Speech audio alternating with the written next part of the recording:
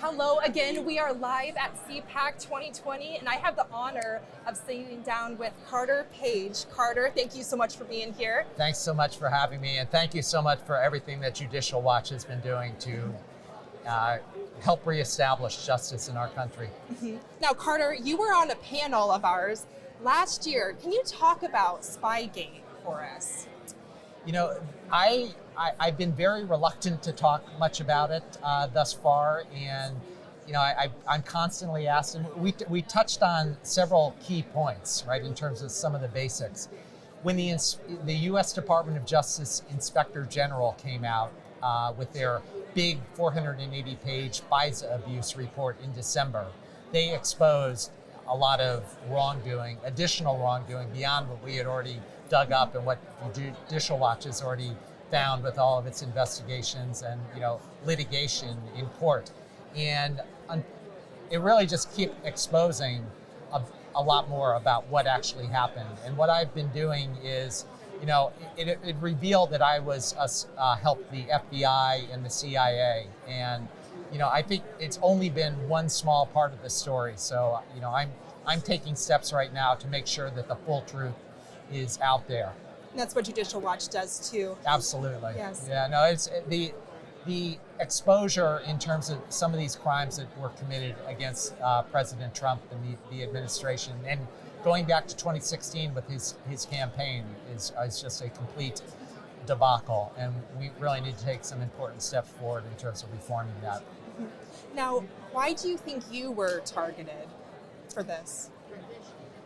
I think I served my country as not only in the military, but also supported both the FBI and CIA, and I never wanted to talk about that.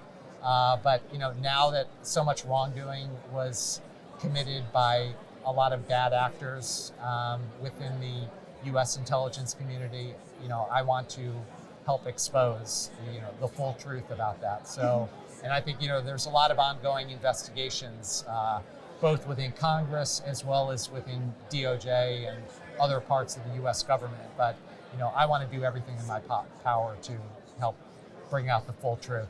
Doug Collins made a statement about postponing the FISA markup. Can you touch on that? I think it's the same frustration that a lot of members have had in Congress over the course of the last several years related to this FISA abuse. There was so much wrongdoing done by the Obama administration, and based on these complete falsehoods that were paid for by the DNC.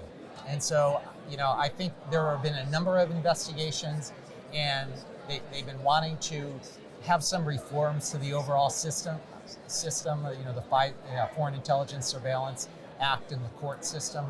Unfortunately, and they were planning to have an important step forward on that, and Chairman Nadler decided to postpone that yesterday. And so, unfortunately, they haven't really gotten to the bottom of this yet. And I think both Congressman Collins, in the great leadership that he's shown with helping to try to do everything possible to reform this system.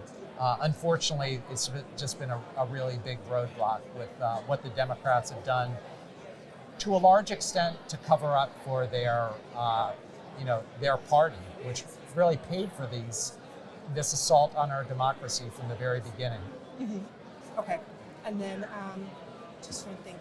And then the last question will be whatever you would like to talk about. Okay, well, you can. I also, if you want to ask about sort of exposing the truth, et cetera, sort of the follow-up steps, in terms of, yeah. Okay. And we're kind of sort of edit out kind of yes. stuff? Yeah, Okay, yeah. Okay.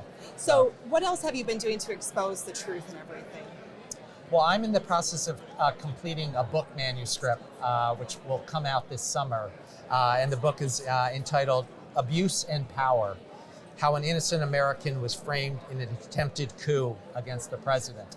So it'll be published by Regnery Publishing in August, and I think it will be an important step forward in terms of showing the full story. Unfortunately, both the mainstream media and the Democrats, in terms of their steps in Congress, have not done anything in terms of really showing the full extent of the damage that it did to the democracy. So now that we are going into the 2020 election process, I want to make sure that there is not this terrible election interference, and there really needs to be some accountability.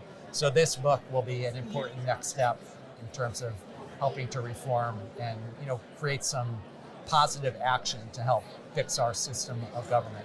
Wonderful. Now, for the viewers back home, that book is called Abuse and Power by Carter Page. Carter, thank you so much for being here. Thanks so much. Great to be with you. Great to be with you. Thank you.